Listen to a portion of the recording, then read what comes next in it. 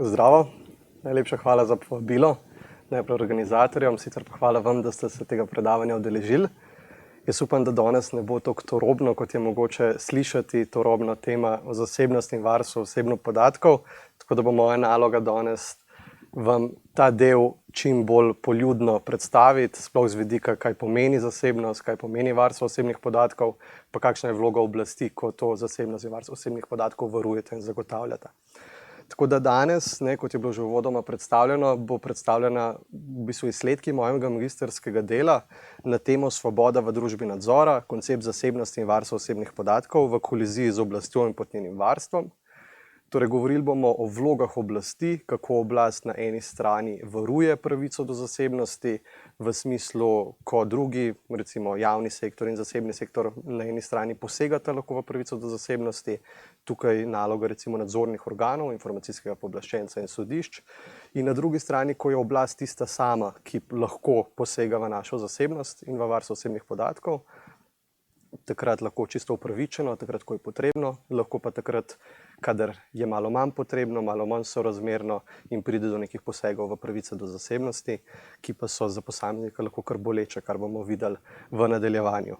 Tako da ne bi izgubljali kar časa, bi jaz začel z enim kratkim uvodom, kaj bo današnja predstavitev obsegala.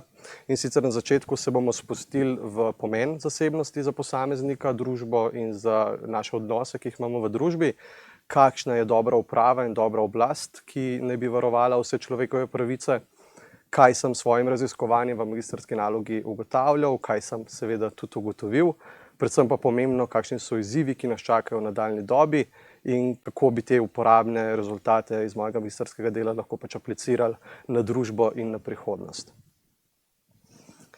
Pa zdaj, če začnemo v bistvu samim bitom te naloge, in sicer zasebnostjo in varstvom osebnih podatkov, je treba pojasniti, da ta termin ne v teoriji niti v praksi ni tako enotno definiran, da bi lahko zdaj vam eno definicijo povedal, ampak je dejansko zelo subjektiven in se tudi čez čas spreminja. Gre za nek termin, ki je seveda, kot boste tudi sami se verjetno strinjali, bil čez čas in v prostoru drugače razumljen. Recimo zasebnost danes v digitalni dobi vseh tehnologij je popolnoma drugače razumljena, kot pa recimo zasebnost pred slabih 50 let nazaj, ko recimo ni bilo telefonov, niti IKT tehnologije in posameznik je čisto drugače občutil te posege v te pravice.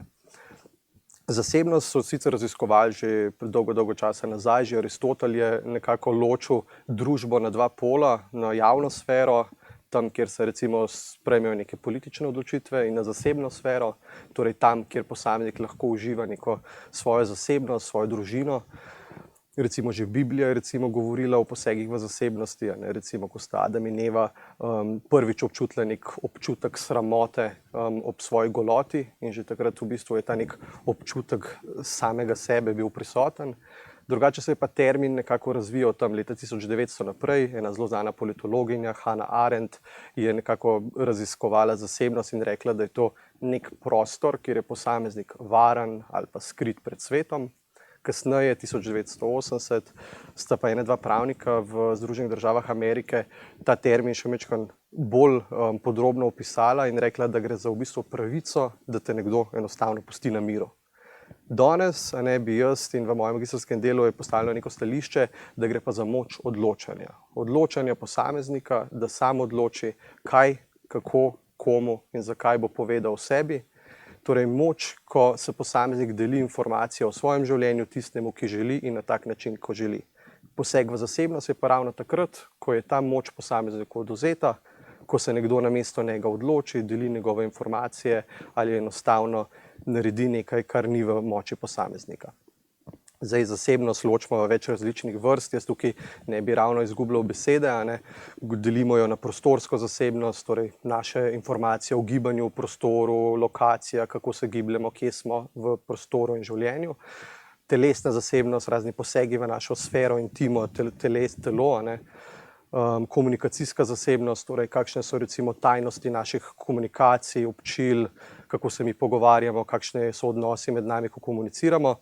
In za ta predavanje najbolj pomembna informacijska zasebnost. To so pa te v bistvu današnji dobi informacij je o posamezniku znano ogromno.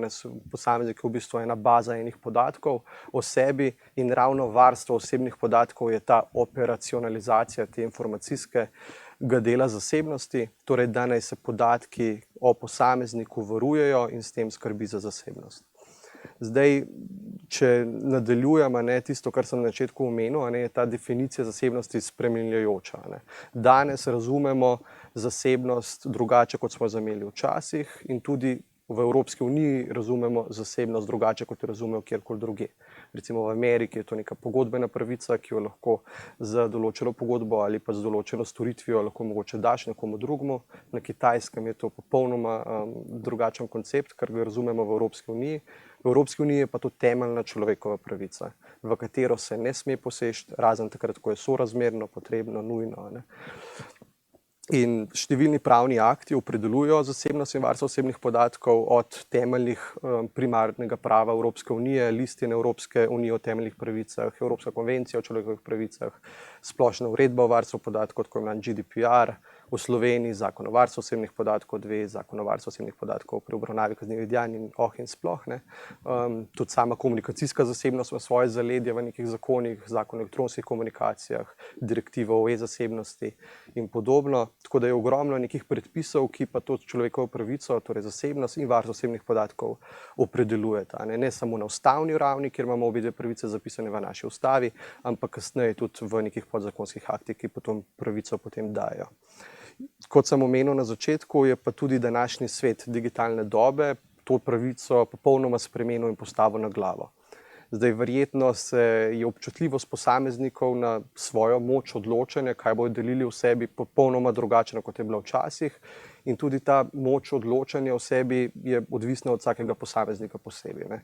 Vsak se sam odloči, koliko in kaj bo razkril v sebi. Nekateri radi povejo vse v sebi, nekateri so majčkeno bolj zadržani in nič ni prav in nič ni narobe. Vse je pač moč od posameznika, da se sam odloči, kako bo pač v družbi delal. Kar je zanimivo in kar v bistvu raziskave kažejo, pa kako je varstvo osebnih podatkov ali pa saj ta občutek zasebnosti pri posameznikih popolnoma drugačen, ko govorimo na spletu ali pa ko govorimo v nekem fizičnem realnem svetu. Danes posameznik, ki bi želel kaj kupiti preko neke spletne trgovine, zelo enostavno pride na to spletno trgovino, obklika, da privoli vso obdelavo osebnih podatkov in namestitev piškotkov. Ta ponudnik oziroma upravljalec te spletne strani ga sledi, njegove nakupne navade, kaj daje v košarico, mu predlaga določene produkte, ki bi bili zanj zanimivi, in na konec te podatke seveda trži tudi drugim ponudnikom.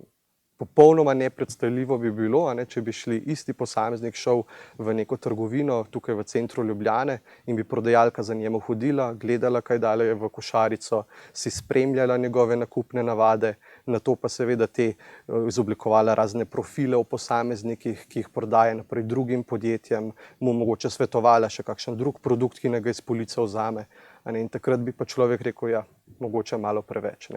Ista ideja se pojavlja z raznimi aplikacijami, ki se danes nameščajo na telefon kot za šalo, aplikacije recimo za prižig bliskavice na telefonu, na koncu pa upravljalcem tem podatkom damo svoje podatke o telefonskih številkah, slikah, naših lokacijah, imeniku in podobno, kar verjetno sigurno ne bi bilo sorazmerno ali pa niti nujno za tako storitev. Zdaj, ena raziskovalka, Maggie iz Amerike, profesorica, je raziskovala enih 14 razlogov, zakaj je zasebnost pomembna. Pa jaz se ne bi zdaj podrobno v to spuščal, bi pa pač pomenil, da je nekako ločila zasebnost oziroma korist zasebnosti v 3 kategorije. Korist posameznikom, korist družbi, pa korist našim intimnim odnosom. Zdaj, za posameznika je varstvo osebnih podatkov in zasebnost, informacijski del zasebnosti, predvsem pomemben zato, kar sem že prej omenil, da omogoča nadzor posameznika nad samim sabo. Da omogoča, da se posameznik sam odloča, kaj bo delil, kako bo delil, s kom bo delil in s tem zmanjšuje nadzor družbe nad posameznikom.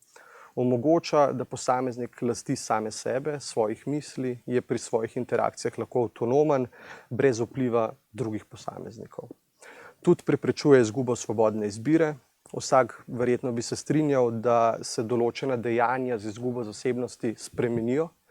Ne bi bili recimo isti, če bi recimo kritizirali nekoga v javnosti kot če bi isto osebo kritizirali v nekem zasebnem sferi z posamezniki doma, recimo, ne. Torej, samo dejanje je popolnoma spremenjeno, kadar ni zasebnosti.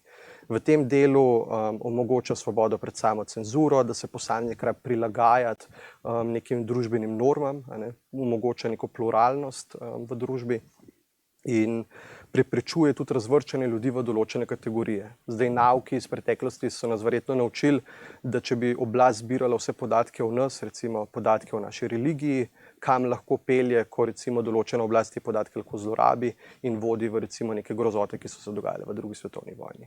Torej, naj oblast ima le tiste podatke, ki so tu potrebni in ki so nujni in ki so sorazmerni in naj preventivno ne zbira preveliko količino podatkov, nekaj na zalogo, ker je lahko zloraba oziroma bolečina ob zlorabi teh osebnih podatkov lahko kar huda. Zdaj, meni zanimiv je ta osmi razlog raziskovalke in sicer, da omogoča priložnost za nov začetek. Posamezniki v nekem realnem svetu imamo možnost spomina, se učimo iz svojih lekcij, prav tako se pa posameznik lahko ravno nekih lekcij, kar se je naučil, se z njih nauči in kaj drugače dela v prihodnosti. In ravno ta pravica do pozabe, da se lahko oklesti nekih starih preteklih izkušenj, ravnanj, ki jih je delal mogoče v svoji zgodovini, je nekaj, kar posameznika omogoča, da začne živeti novo življenje. In če je to neka stalnica v realnem svetu, je bolj kot ne izjema ali pa celo neobstoječa v digitalnem svetu, ko so v bistvu sledi o posameznikih na voljo ne samo od včeraj, ampak nazaj, in te podatki seveda ostanejo zavedno tam in zelo malokrat se zgodi, da bi se tak podatek zbrisal. In to lahko seveda ustvarja popačeno sliko o posamezniku, ki ni točna in lahko seveda sledijo dobre, slabe ali pa lahko tudi napačne v bistvu dejanja, ki izhajajo iz teh napačnih ali pa popačenih, netočnih podatkov. Zdaj, korist zasebnim odnosom, v bistvu zasebnost nam daje neko tančico, varnost, da mi tvorimo odnose med seboj, da so ti odnosi med nami pristni, ker je človek oziroma posameznik svoboden v interakcijah z drugimi posamezniki in odnosi, ki so zaščiteni z zasebnostjo, so tisti, ki omogočajo, da izražamo tudi mnenja, ki jih drugače mogoče ne bi. Če bi mi vedeli, da bodo vsako naše mnenje in stališče, ki ga povemo ali pa delimo z našimi najbližjimi, kritizirano ali pa izpostavljeno javnosti, verjetno takih zadev niti ne bi delili. Tako da omogoča nek prostor za intimo med posamezniki in grajenje tega pristnega odnosa. Zdaj, v magistrski moji nalogi sem pa preiskoval ali pa sem mogoče fokusiral se bolj na to zadnjo, korist družbi, korist javni koristi, ki omogoča, da zasebnost je podstat ali pa glavni element, tako imenovan enabling right, za vse druge pravice. Brez zasebnosti v bistvu ni družbe, kot jo poznamo mi. Zasebnost omogoča, da je družba dihajoča, da ni zadošljiva, ker verjetno v taki družbi ne bi želeli niti živeti.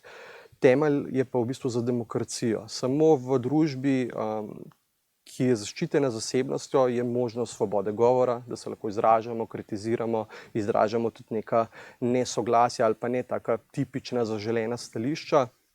S tem sodelujemo v raznih političnih razpravah, sodelujemo v snovanju politike in snovanju nekih odločitev in omogoča, da smo nekako zaščiteni pred tem neravnovesjem moči, ki jo ima oblast nad nami. Torej nam omogoča, da je posameznik lahko res sodeluje v sprejemanju odločitev in s tem tvori demokracijo in tvori v bistvu temelj naše družbe. In ravno v bistvu zaradi tega je družba bolj strpna, bolj pluralistična in omogoča tudi trke ali pa kolizije med mnenjem mene ali pa koga drugega, ki verjetno ravno zaradi te možnosti zasebnosti se taka mnenja delijo, ker drugače se verjetno ne bi. Če nadaljujemo recimo s kaj je dobra uprava, dobro upravljanje, ki je v bistvu temelj zagotavljanja neke naše družbe, kot jo poznamo mi, kakšna naj bo dobra oblast, da bo ustrezno varovala naše pravice, človekove pravice nasploh, ne samo zasebnosti. je v bistvu ne samo nek načelni koncept, ampak je dejansko pravica zapisana v naših najvišjih aktih, torej v listini Evropske unije o temeljnih pravicah. 41. člen govori o tem, kakšna naj bi bila dobra uprava in govori o tem, da naj bo dobra uprava poštena, naj bo nepristranska, naj odloča o naših zadevah v nekem razumnem roku, omogočanje posamezniku, da je slišan, torej da sodeluje v teh postopkih odločanja, da sama oblast, ko sprejema neke odločitve v posameznikih, te odločitve obrazlaga in jih obrazloži, in tudi, da lahko posamezniku dostopajo do svojih spisov oziroma dokumentov o svoji zadevi, torej da imajo možnost dostopa do svojih podatkov, upoštevaje seveda drugih zaupnih informacij, ki lahko izhajajo iz tega. Zdaj, če povzamem nekako, kaj avtorji opredeljujejo kot dobro upravo in kaj v magistrski nalogi malo bolj razdelano, naj bo uprava odgovorna, taka, ki bo sprejemala odgovorne odločitve in da bo tudi za neke napačne odločitve odgovarjala, naj bo transparentna in pregledna, torej ne sprejema odločitve na tak način, da bo jasen postopek tega odločanja, zakaj je to sprejela, na katerih dokazih ta odločitev temelji. Naj bo vključujoča in participativna, torej ne vključuje posameznike v procese odločanja, ne jih sprašuje za mnenje in ne jih upošteva. Naj bo pravna, torej da zasleduje neke pravne vrednote in zakone, ki so, ali pa tudi vse ostale predpise, ki so v današnji družbi bili sprejeti. V tem delu naj bo učinkovita in uspešna, torej ne zasleduje rezultate in v tem primeru naj s čim manjšimi resursi doseže nek dan rezultat. Naj bo pravična in skrbna, naj upošteva posameznike, naj pravično in ustrezno pretehta posege v kakršnokoli človekovo pravico, pri tem naj se nenehno izboljšuje, torej naj upošteva tisti čas, o katerem smo govorili v preteklosti, torej naj upošteva čas odločanja, naj upošteva čas razumevanja določenih konceptov, pri tem naj bo predvidljiva, odzivna, predvsem pa zaupanja vredna.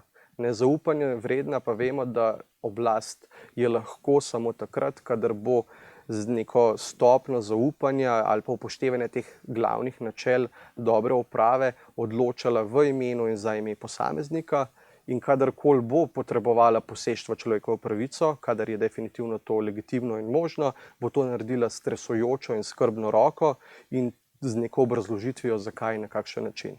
Treba se je zavedati, da niti zasebnost ni absolutna človekova pravica in je možno v njo posegati, vendar posegati v njo takrat, ko je to nujno, ko je to sorazmerno, ko je to potrebno in samo v obsegu, ko je to potrebno za tisti namen, ki se zasleduje. Številno je, veliko je namenov, ko se lahko zasebnost omeji in poznate jih tudi vi, recimo, ko gremo za razne področje davkov, je naša zasebnost zmanjšana, ko gre recimo za namen preprečevanja pranja denarja ali pa financiranja terorizma, se lahko poseže v določeno stopnjo naših osebnih podatkov in se neke posebne podatki pa delijo, ko gre recimo za svobodo izražanja medijev, ko medijev informacije dajo na splet, za sledovanje svobode medijev in govora. Zavarovanje javnega zdravja je bilo aktualno v času epidemije, se je lahko naša zasebnost v določenem delu omejila, ampak vedno je treba vsako omejitev človekovih pravic nasploh, pa še tukaj toliko bolj pomembno pri zasebnosti, utemeljiti in ustrezno pretehtati. Zdaj, v svoji magistrski nalogi sem ugotavljal te 3 hipoteze, jaz podrobno jih sicer ne bi niti opredeljeval, pa vseeno jih naštejem, da je prvi namen mojega magistrskega dela je bilo ugotavljati, kako zasebnost služi tej dobri upravi. Ali je to temeljni koncept dobre uprave, lahko rečemo, da dobra uprava brez zasebnosti sploh ne obstaja in kam noter uvrstimo tudi varstvo osebnih podatkov kot eno izmed nekih pravic oziroma elementov, predmet predpisov in državne zaščite.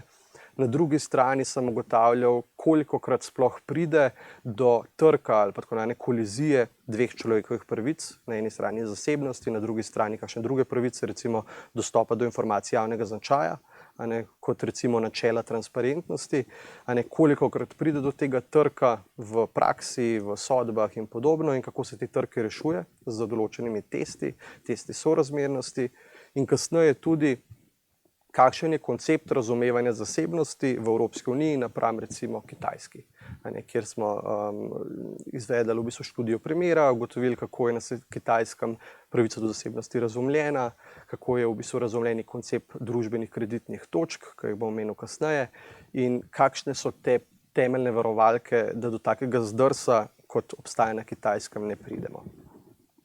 Zdaj, če na hitro par grafov pokažem, kot sem že omenil na začetku, je ta razmerje, kaj oblast dela, kako oblast varuje naše pravice in kakšne vloge igra ob tem varovanju, zelo kompleksna. Oblast deluje v dveh različnih vlogah oziroma v dveh različnih razmerjih do posameznika.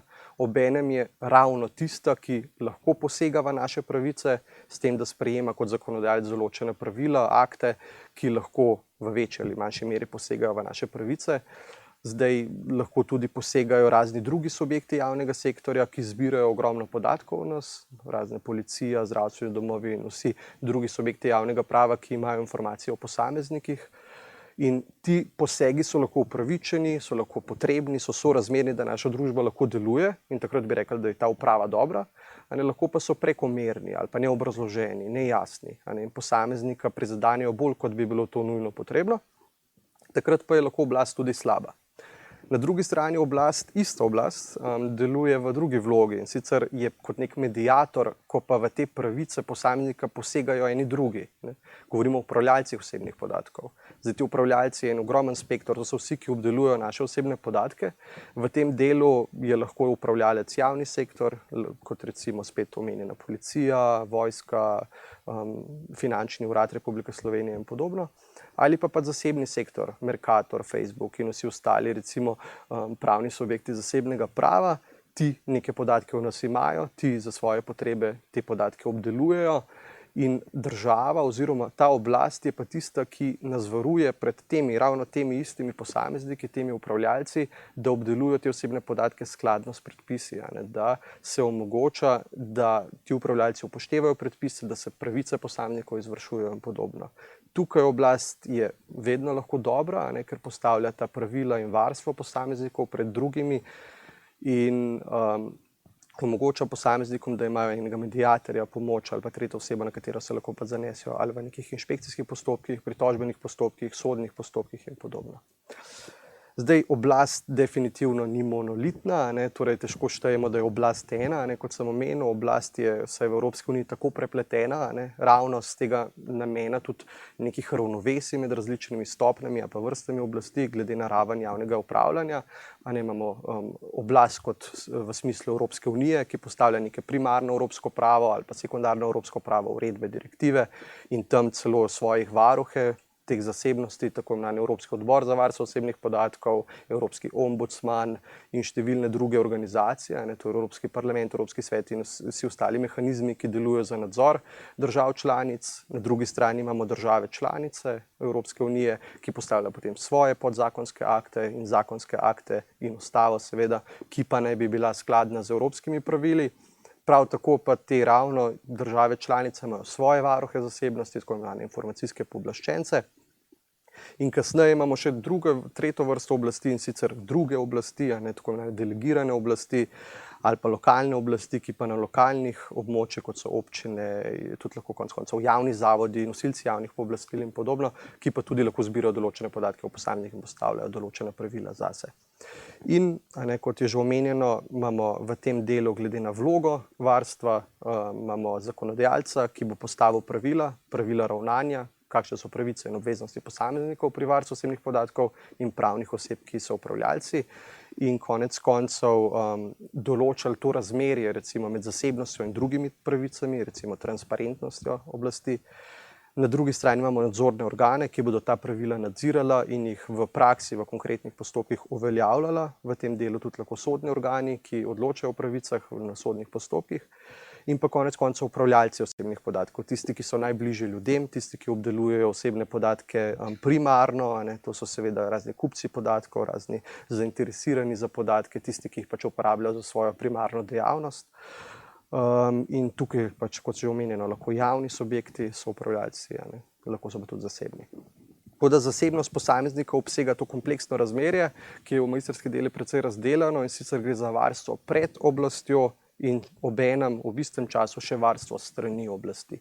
Tako da obenem oblast igra dve oziroma večplastni vlogi, nekako prikazane v tem grafu, in njena naloga je, da seveda uravnoteži svoje ravnanja in pretehta vsak poseg v eno pravico, pretehta za posegom v drugo pravico z različnimi testi. Testi sorazmernosti, ki obstajajo, ki so tudi zelo pogosti v ustavno-sodni praksi, ki pa se nažalost ne pojavljajo tako pogosto v stopnjah pred tem. Torej na ravni recimo drugostopenjskih, prvostopenjskih organov, ko recimo bi že tisti, lahko upamo, to bi bilo želja, da bi že upravljalci osebnih podatkov močno razmišljali, kdaj posegajo v eno pravico in varovali tudi drugo pravico ob tem, torej da izvajajo razne škodne teste, kot so recimo test posega v eno pravico, bi recimo pretehtali s tem, kakšna škoda nastane drugi pravici. Recimo test javnega interesa bi se lahko izvajal, govorimo o testu, ko je treba pretehtati javni interes za zasledovanje enega namena napram posegu oziroma škodi, ki bi nastala zasebnemu interesu. Ali pa recimo konec koncev test sorazmernosti, kaj je potrebno, kaj je legitimno in kaj je nujno, da se recimo nek poseg naredi.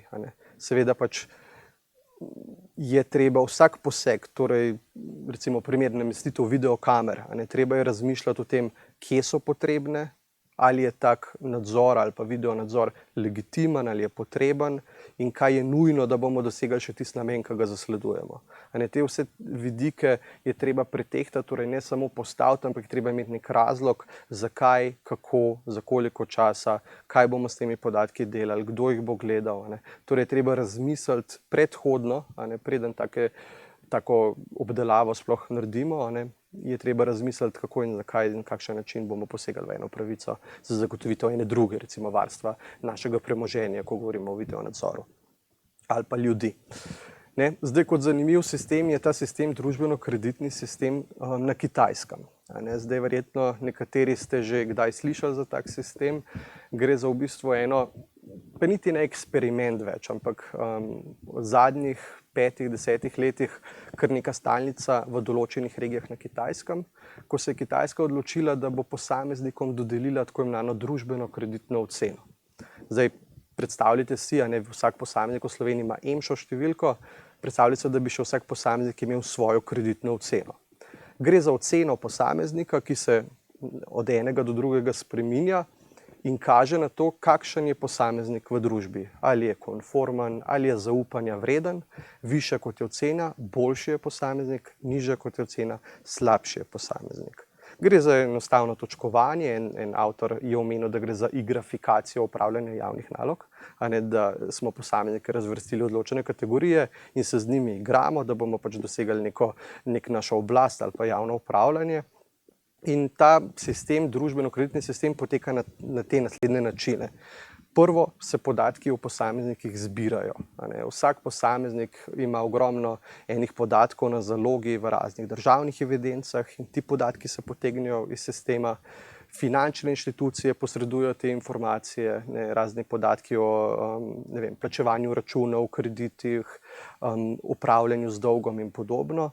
Celo platforme družbenih medijev na Kitajskem posredujejo te informacije in podatke in vsi ti podatki se zbirajo in jih država ima.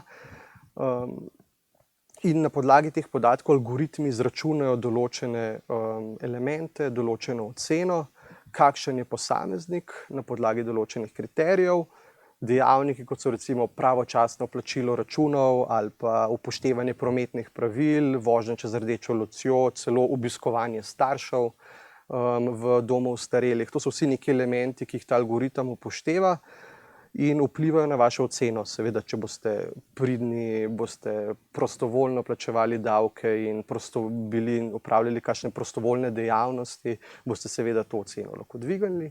Če pa seveda boste se družbeno nekonformno vedli, torej da boste na spletni strani ali pa na družbenem mrežu kakšno slabo stvar o vaši oblasti povedali ali pa da boste zamujali pri plačilu, ukradli kakšen jogurt v trgovini, vam bo pa drastično ta družbena ocena skočila navzdol. Tukaj se pa pač žalost ne zaključi, ker se ta ocena zelo upošteva pri tem, da oblast daje posameznikom z višjo družbeno oceno neke spodbude ali pa seveda tudi kazni s tem posameznikom, ki imajo to družbeno oceno manjšo.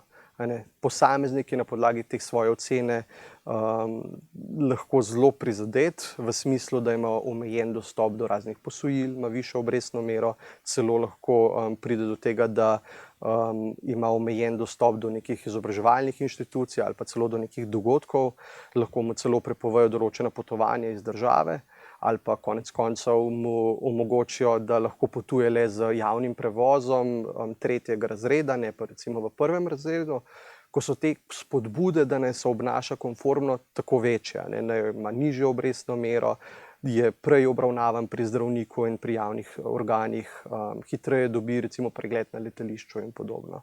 Torej, sam način tega nadzora stremi proti tem, da posameznik bo v družbi čim boljši, ne bo čim bolj konformen, saj bo oblast že odločila, kdaj bo ta posameznik dober ali ne. Ti podatki pa se ne zaključijo samo pri oblasti. Ti podatki se potem delijo, se javno razkrivajo. Če boste prišla v trgovino in bo vaša ocena nizka, bo tisti prodajalec vedel, da ste zaupanja manj vredna oseba, celo pokazali se bo na nekaterih nakupovalnih centrih vaša slika, da boste javno osramočena, ker bo veljalo, da ste mogoče manj zaželena posameznica v trgovini. Prav tako bodo do teh podatkov lahko dostopali delodajalci, ko se boste zaposlovali, ali pa najemodajalci, ko v bistvu boste želela kje stanovati ali pa zamenjati službo. In do teh podatkov dostopajo in se na teh podlagi teh podatkov seveda tudi odločajo o vas kot posamezniku. Te podatki se stalno spremljajo, se stalno posodabljajo in s tem pač tudi krepijo in strmijo k tem, da se posameznik boljše obnaša in da to svojo konformno oceno spremeni. Zdaj, tisti, ki radi mogoče serije in filme gledate, je bila v bistvu en kritičen del tega prav družbenega socialnega sistema v eni seriji Black Mirror. Tisti, ki boste to pogledali, malo pogooglajte, pa boste najdeli epizodo, kako so se tam, mislim, da je bilo v času korone, covida, ko je bila ta epizoda izdana, malo poigrali s tem sistemom, kako pa bi bilo danes v Ameriki, če bi tak sistem tudi tam obstajal. In kam vse to vodi, kako je tista posameznica v tisti eni epizodi bila prizadeta, kaj vse je mogla narediti, da je sploh dobila stanovanje, kako je mogla prilagoditi svoje obnašanje in sploh v bistvu jo ne bi prepoznali od tega, kakšna je dejansko bila ta oseba, kot kakšna je ta oseba bila v javnosti, ko je ta nadzor potekal. Čeprav v tisti epizodi ni bilo tako jasno pokazano, da ta nadzor poteka tudi v zasebnih domovih, od raznih videokamer do, če te prijavi lastni sosed ali pa lastni starši. Tako ta nadzor poteka ne samo zunaj na cesti, ampak tudi doma. V kitajski kulturi velja, da je neka velika skrb za lastne starše. In če recimo ti ne obiščeš, celo neki predpisi lahko v določenih provincah na Kitajskem obstajajo, da ti, če ne obiščeš lastnega starša v pol leta, te lahko lastni starš prijavi za malomarnost skrba za svojega starša. In to se vse upošteva pri določitvi te kreditne ocene. Zdaj, tukaj je ena tabela teh različnih družbenih kreditnih ocen oziroma kakšne so posledice tako velike ali pa nizke družbene ocene, ki seveda lahko vplivajo na posameznika, kot so recimo, da posameznikom pa tudi konec koncev podjetjem, niso samo posamezniki podvrženi potem nadzoru, ampak tudi podjetniki, se lahko glede na njihovo recimo finančno vedenje se gleda, ali so pravočasno plačevali račune, kako so upravljali z dolgom. In se na podlagi tega jim določa, kakšna bodo posojila in obrestne mere. Recimo prometni prekrški se beležijo, torej kako posameznik vozi, kolikokrat prevozi rdečo luč, ali vozi pod vplivom alkohola ali ne. In omejitev vozniških pravic lahko nastane ob nizki kreditni oceni ali pa celo odvzem vozniškega dovoljenja. Tudi na družbenih omrežjih jih seveda spremljajo in omogočajo, ali bodo imeli hitrejši internet, če se bodo konformno vedli v družbi, ali bodo imeli prednost recimo pri upravnih storitvah in posledično blokada interneta in podobno v slabi kreditni oceni.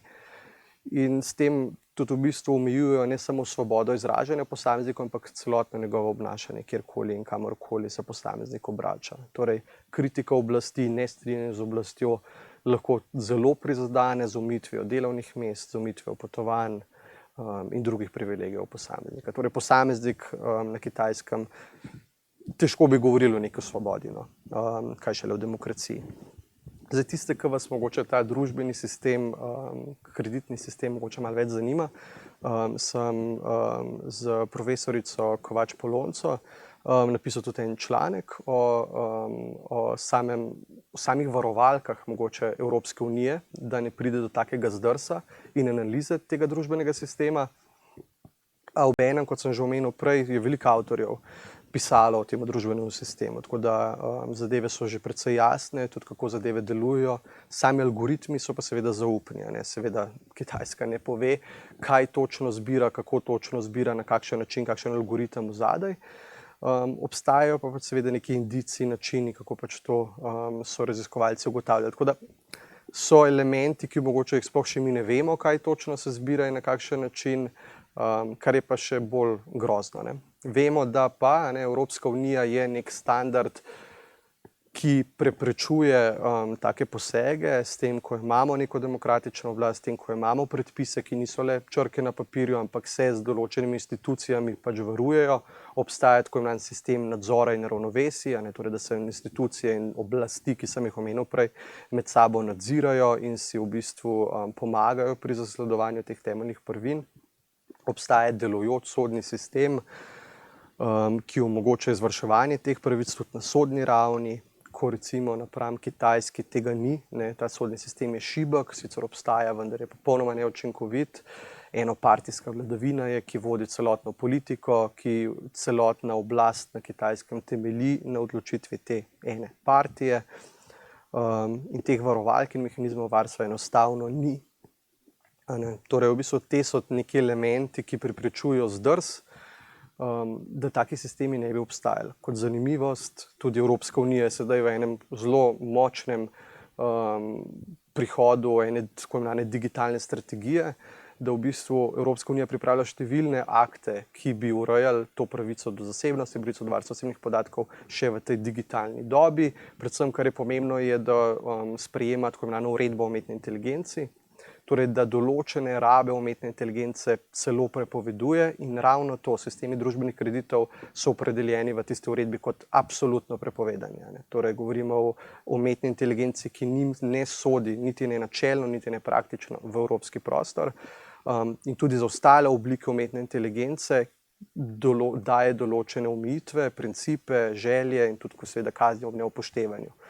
Če smo prej omenili, da je dobra oblast taka, ki je daje obrazložitve, ki obrazloži svojo odločitev, ki ustrezno pretehta, je predvsem pri umetni inteligenci to največji problem, ko sprejema odločitve brez obrazložitev, kako je do teh odločitev prišla, ker niti sami tisti, ki so umetno inteligenco ustvarjali, težko povejo, kako in na kakšen način umetna inteligenca določene odločitve sprejema.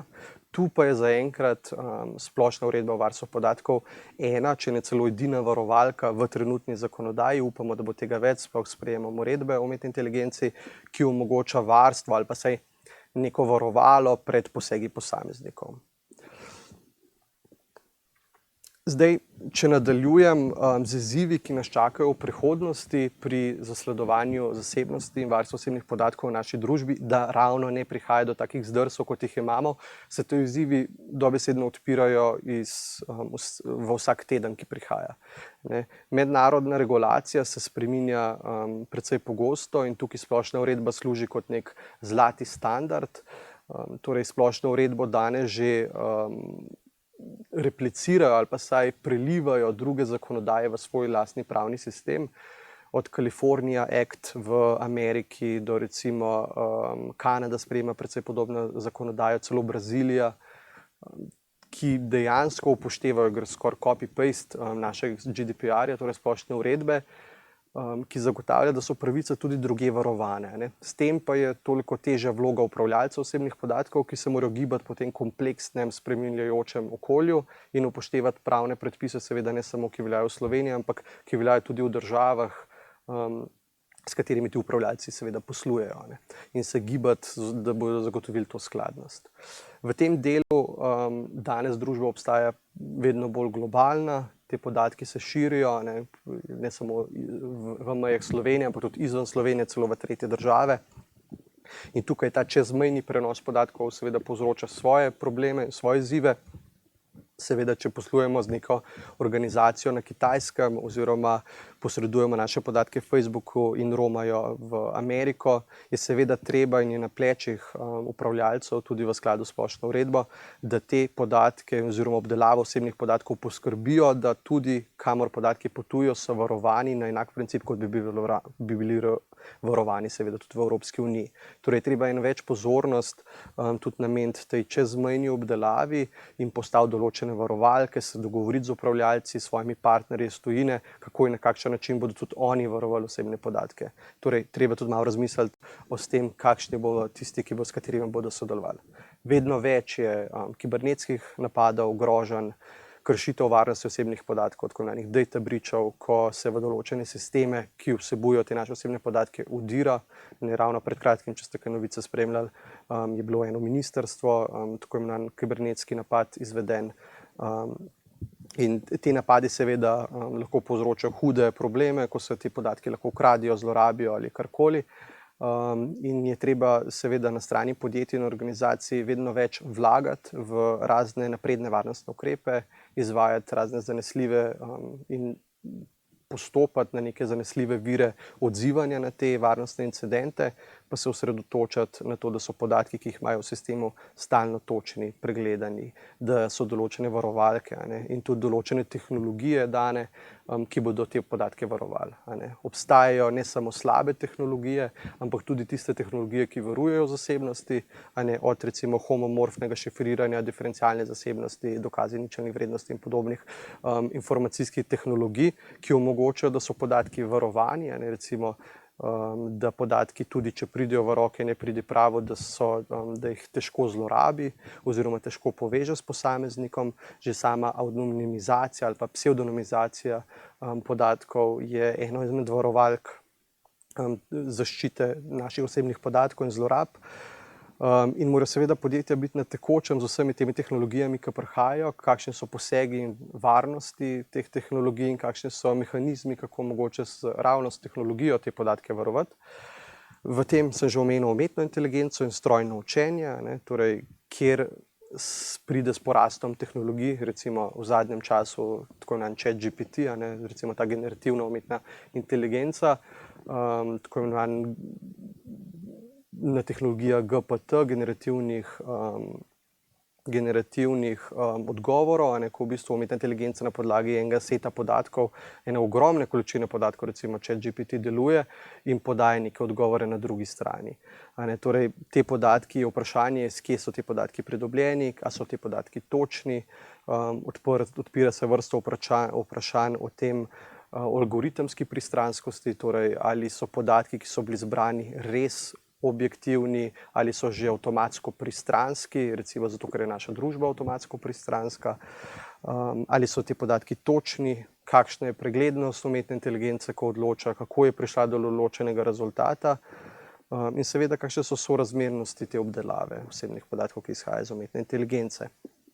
Kot sem omenil, je treba upravljati s tveganjih tretjih deležnikov, s temi našimi partnerji, s katerimi poslujemo v sklopu obdelave, da tudi oni zagotovijo varnost ali pa vsaj skladen način poslovanja.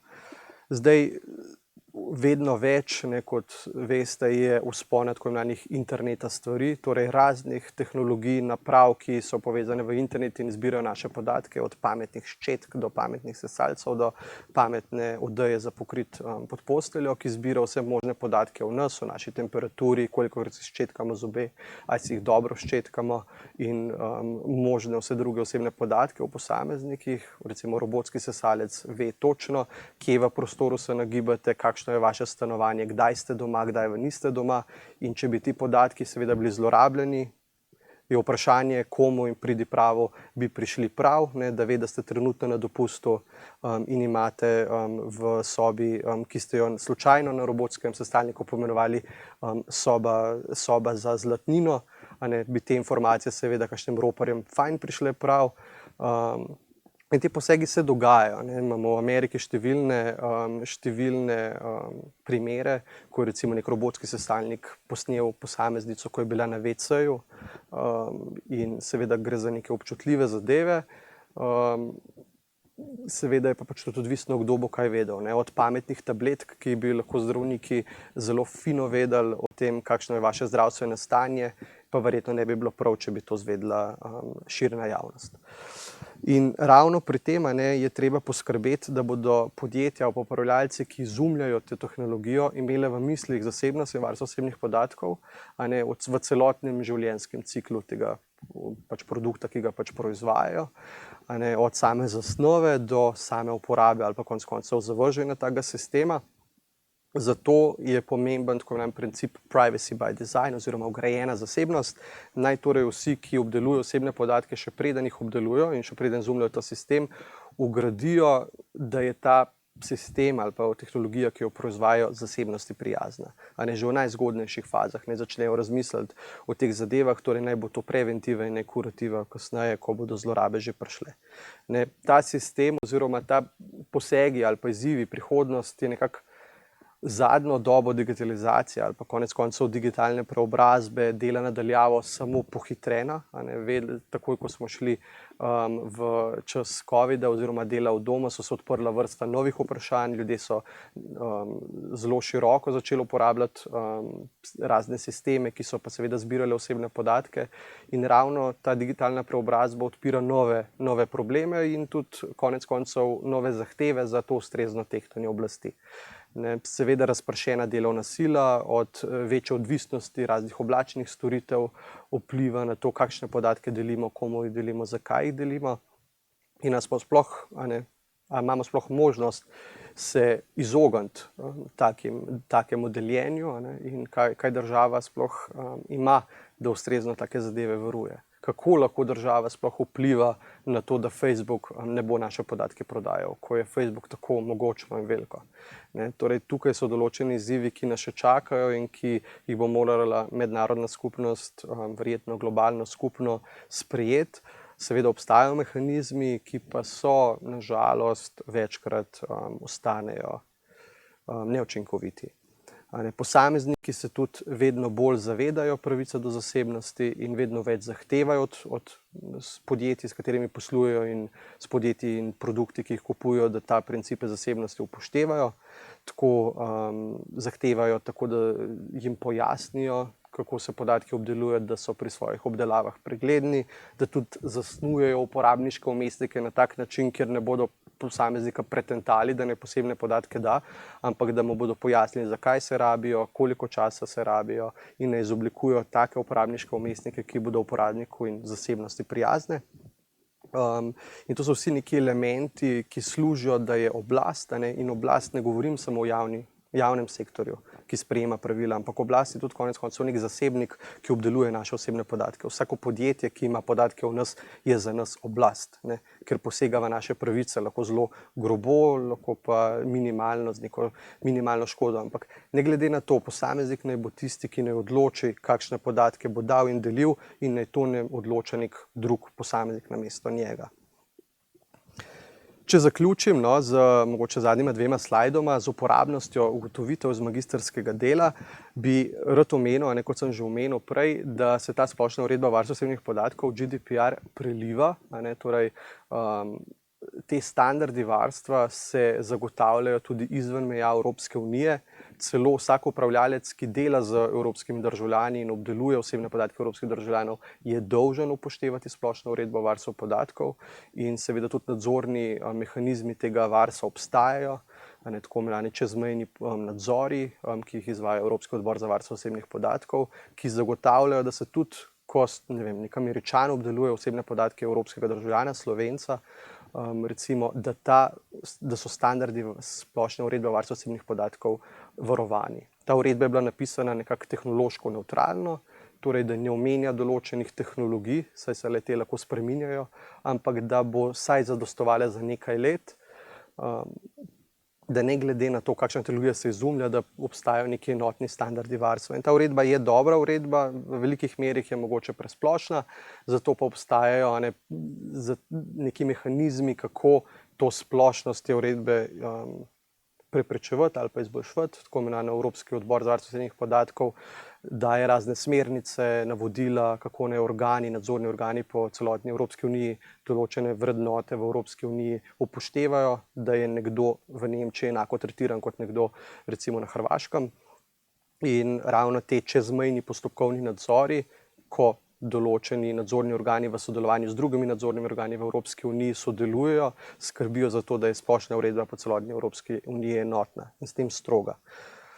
Zdaj, kot sem že omenil, naj bodo posegi v zasebnost tehtni, naj bodo narejeni s skrbno roko, naj bodo pretehtani, ko ena pravica kolidira v drugo pravico, ko pride do trkanja dveh človekovih pravic med sabo, na eni strani varstva osebnih podatkov, ko ščitimo posameznika, in na drugi strani varstva dostopa do informacij javnega značaja, transparentnosti, ko ščitimo družbo. Naj bodo te trki med seboj pretehtani in ustrezno naslovljeni, naj jih oblast izvaja določene teste sorazmernosti, naj posega le takrat, ko je nujno, v obsegu, ko je potreben in nujen za zasledovanje tega prvotnega namena. In naj se stalno zaveda, da to ravnovesje, iskati ravnovesje ali pa to tehtanje je treba izvajati neprestano. To ni zadeva, ki jo izvedeš, ko pišeš zakon, ampak jo je treba izvajati ob vsakem posegu. To gre za v bistvu neprestano tehtanje, ki jo mora vsak oblastnik, ki obdeluje naše osebne podatke, upoštevati, ker je to ravnovesje med zdrsom zelo lahko krhko in zelo hitro se lahko zgodi. Zdaj, kar upam nasloviti, je to, da je v bistvu zaupanja vredna oblast. Ta, ki jo bomo zaupali na podlagi tistih parih elementov, ki sem jih na začetku naštel, in zaupanja vredna tehnologija, tista, ki bo vodila v digitalni ali pa konec koncev v razvoj družbe. Večkrat slišim termin, da je ali so varstvo osebnih podatkov ali informacijski pooblaščenec. Je zasebnost neka cokla v našem razvoju ali v bistvu nas preprečuje, da se tako digitalno razvijamo. Pa v bistvu je ravno obratno. Le zaupanja vredna tehnologija in zaupanja vredna oblast bo tista, ki bo omogočala, da posamezniki tehnologijo uporabljajo, ji zaupajo, jo širijo, in takrat se bo naredil v bistvu digitalni prestop, digitalna preobrazba, in takrat bo cela Slovenija ali pa konec koncev večina posameznikov, ko bodo uporabljali zaupanje vredno tehnologijo, le to uporabljala in jo pač vnesla v vsakodanje življenje. Tehnologija ali pa oblast, ki ne bo ščitila pravice do zasebnosti, verjetno ne bo uspešna in niti ne bo prišla do tega uspešnega rezultata, ki ga pa zasleduje. Zdaj, če sklepno povem, kaj je namen. Namen je v bistvu, da je zasebnost, ravno zasebnost ugotavljamo, da je nek temeljna ovira pred tem, da zdrsnemo v sistem, kot je recimo na Kitajskem, torej na poti do polnega nadzora. Brez zasebnosti je prekinjena naša družbena pogodba, naš javni interes, naš način življenja, kot ga poznamo danes, kjer posamezniki ne morejo več uveljavljati svojih demokratičnih pravic, sodelovanja, svobode govora, izražanja, niti razmišljanja, ko bi bili pod popolnim nadzorom. In zasebnost je ta temeljna ovira, ki stoji na poti do tega, ker v popolni družbi nadzora ni niti svobode, ni niti demokracije. In ravno ta vloga oblasti, ko to zasleduje, ko išče zasebnost, ko išče demokracijo, ko išče pravno državo, je taka, ki bo vsak poseg katerekoli človekove pravice med seboj pretehtala in jo skrbno roko tudi v bistvu obravnavala. Hvala za pozornost.